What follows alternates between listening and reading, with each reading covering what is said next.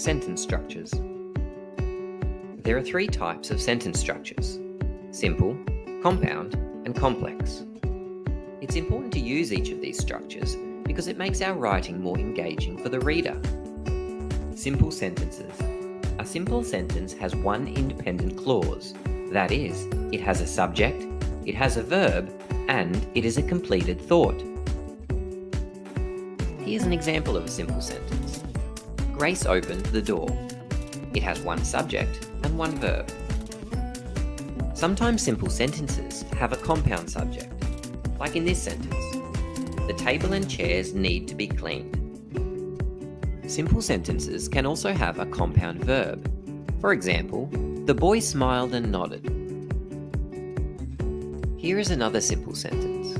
Even though it's longer, we know it's still a simple sentence because it has one subject and one verb. Compound sentences. Compound sentences are a combination of two or more independent clauses joined together by a coordinating conjunction. Remembering the acronym FANBOYS is an easy way to remember the coordinating conjunctions that we can use to join independent clauses.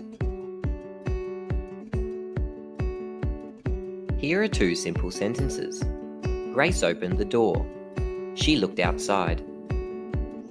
Let's join them using the coordinating conjunction and.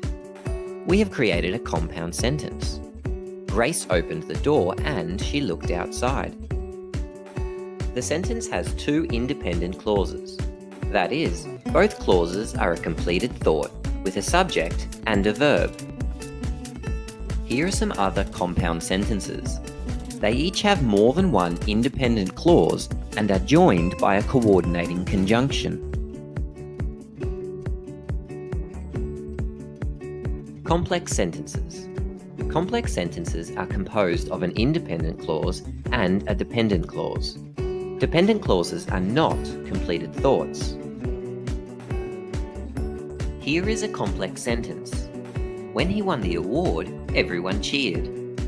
This is the independent clause because it has one subject and one verb, and it's a completed thought. This clause is a dependent clause because even though it has a subject and a verb, it's not a completed thought. Let's look at another example. Now that I have saved up, I can buy a bike.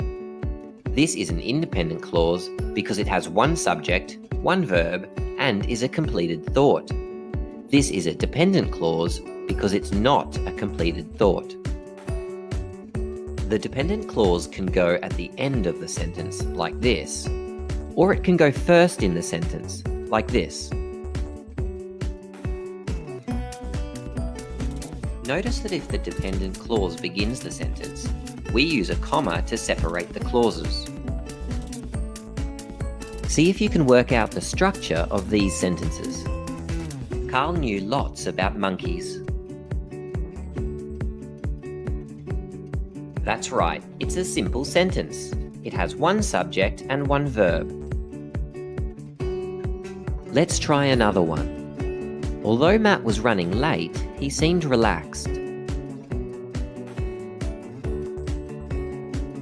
That's right, it's a complex sentence.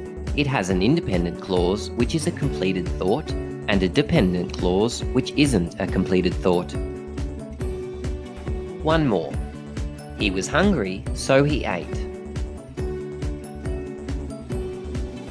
It's a compound sentence. It has two independent clauses. They are both completed thoughts, joined using the coordinating conjunction so. Identifying different sentence structures is easy. easyteaching.net